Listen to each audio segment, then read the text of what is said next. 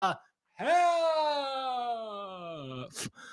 Now, let us take a trip to the West, where the San Antonio Spurs face off against the Oklahoma City Thunder,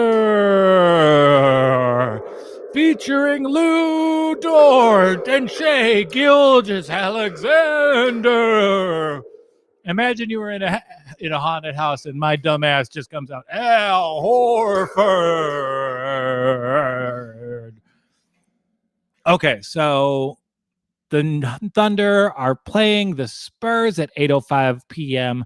The Spurs are 2.5-point favorites here. And if you look at this matchup, you can see that, you know what, that line is pretty stable across the board. It opened at 2. Now it's 2.5, more or less everywhere.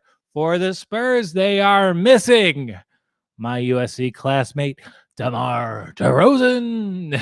And you know what? The Spurs, they've been shooting a little bit better as of late. Without DeRozan, he's not actually playing in his set position. He's a power forward after like an entire career as being kind of like the poor man's version of Kobe Bryant. I'm sorry, but that is true. He had great footwork. He loved the mid range, and he was keeping Kobe's playing style alive through once he retired. That's just the facts. And then he became a power forward. And now they're playing against the Oklahoma City Thunder.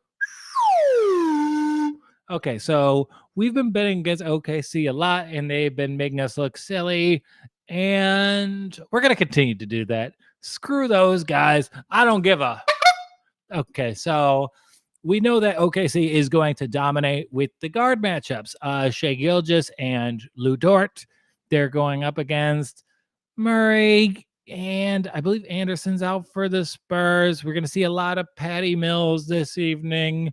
And, you know, a little bit of Keldon Johnson, Lonnie Walker. And it's not to say these guys aren't performing, because Keldon Johnson's actually putting up amazing splits on the season. And really, I think it's the front court of the Spurs, the power forwards, the centers. We have LaMarcus Aldridge, we have Jakob Poeltl, and they're going to be going up against a washed Al Horford. So in this contest, I do think that the veteran Spurs are going to cobble together and be more competent than their opposition. I mean, they were a bad matchup with the Knicks. The Knicks, I will take the L on that one, because the Knicks guards were a little bit more hurt than I had realized the last time they played. But in this matchup, I think the Thunder, they're just going to be the younger team. They don't have aspirations to make the postseason. They don't have anyone to guard LaMarcus Aldridge. And they certainly don't have the perimeter defense to deal with a Spurs offense that's going to run a lot of motion once they're using their sweet shooting big to stretch the floor. And again, I think the Spurs are the better team here. I don't think that's much of a debate here. Yes, the Thunder have been performing, but I like this matchup for the Spurs. I think it really suits them well. But if you do like Oklahoma City, there's some interesting things to be found in the player prop section.